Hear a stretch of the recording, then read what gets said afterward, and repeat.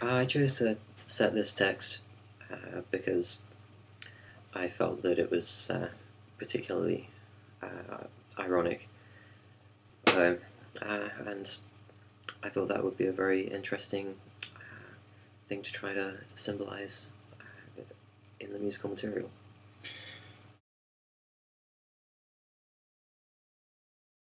Well, to incorporate irony musically, I derive from the text itself. The nature of the poem is one of disillusionment.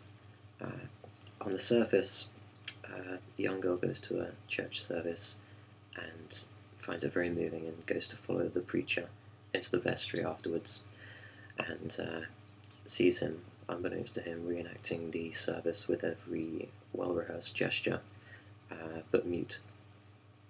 And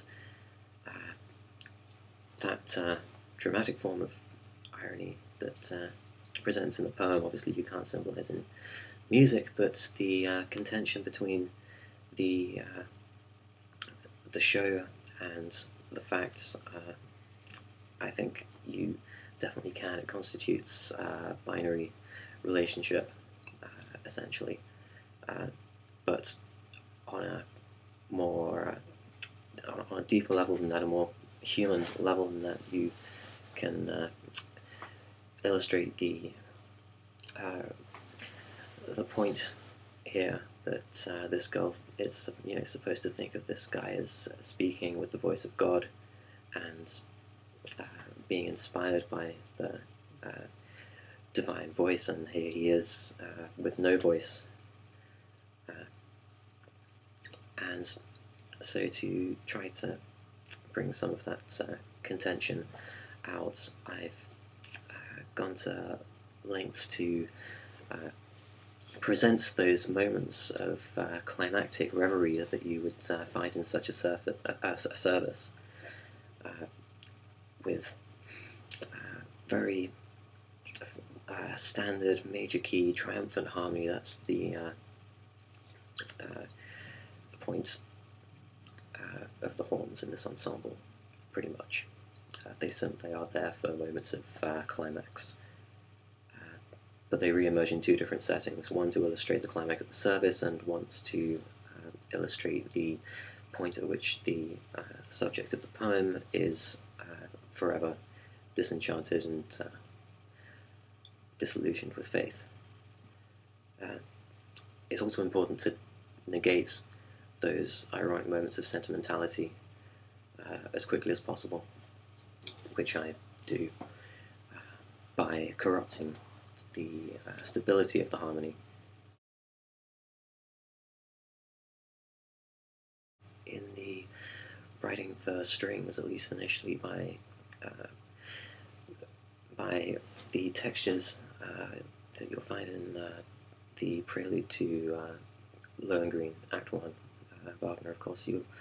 I'm only using a quartet, so I can't recreate those textures, but I can get something akin to it by paying close attention to the interplay of the tones in those highest registers where dissonances, diatonic dissonances and chromatic dissonances have a more ethereal, shimmery kind of effect. It helps to represent the gloss, the showiness of the service, and of the whole situation.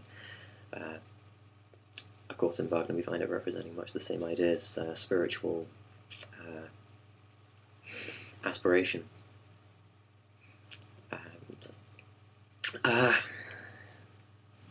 of course, in the contrasting style of harmony, I would be looking to Shostakovich, for instance.